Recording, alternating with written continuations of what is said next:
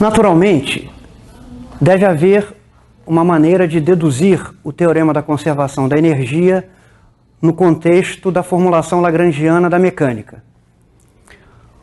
Como veremos a seguir, há um resultado geral que se reduz à lei da conservação de energia na maioria dos casos de interesse físico.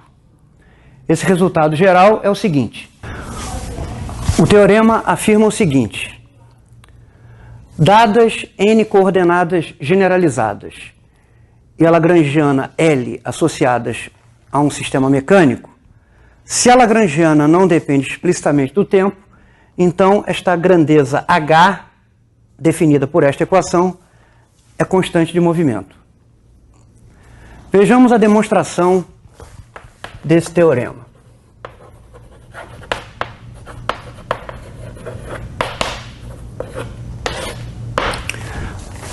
A demonstração é absolutamente direta. Se nós queremos mostrar que uma certa quantidade é constante de movimento, devemos calcular a derivada total dessa quantidade e procurar mostrar que essa derivada total é nula. Então, façamos isso. A derivada total dessa quantidade H é a derivada da soma desses produtos menos a derivada total da lagrangiana. Então, isso se escreve assim.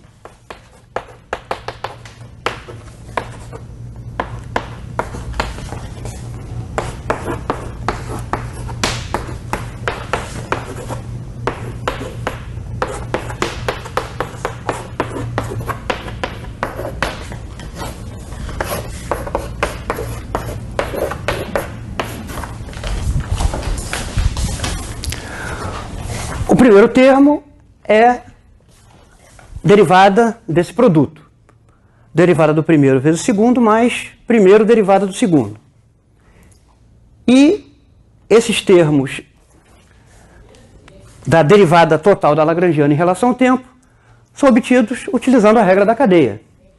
Derivada da lagrangiana em relação às coordenadas, derivada da coordenada em relação ao tempo, derivada da lagrangiana em relação às velocidades, derivada das velocidades em relação ao tempo, portanto, Q, dois pontos, K, mais a derivada parcial da lagrangiana em relação ao tempo.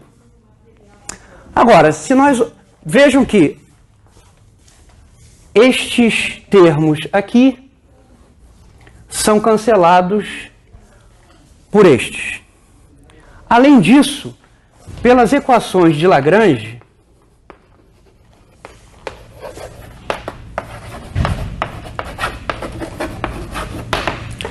ddt de d-rond L, d-rond Q ponto K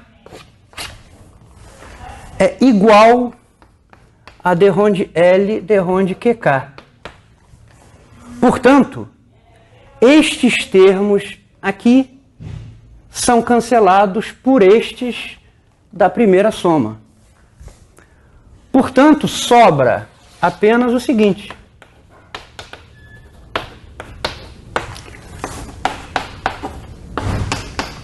derivada total desta quantidade H em relação ao tempo é igual a menos a derivada parcial da lagrangiana em relação ao tempo. Portanto, se a lagrangiana não depende explicitamente do tempo, ou seja, se sua derivada parcial em relação ao tempo é zero, nós temos que a derivada total em relação ao tempo desta grandeza H é igual a zero e, portanto, H é constante de movimento. Então, esse teorema diz que sempre que a lagrangiana não depende explicitamente do tempo, há uma quantidade conservada, chamada de H, definida por essa expressão aqui, em termos das velocidades, derivadas da lagrangiana em relação às velocidades, etc. Quando essa quantidade H é constante de movimento, ou seja, nos casos em que a lagrangiana não depende explicitamente do tempo, esta constante de movimento é conhecida a constante de movimento. H é conhecida como integral de Jacob.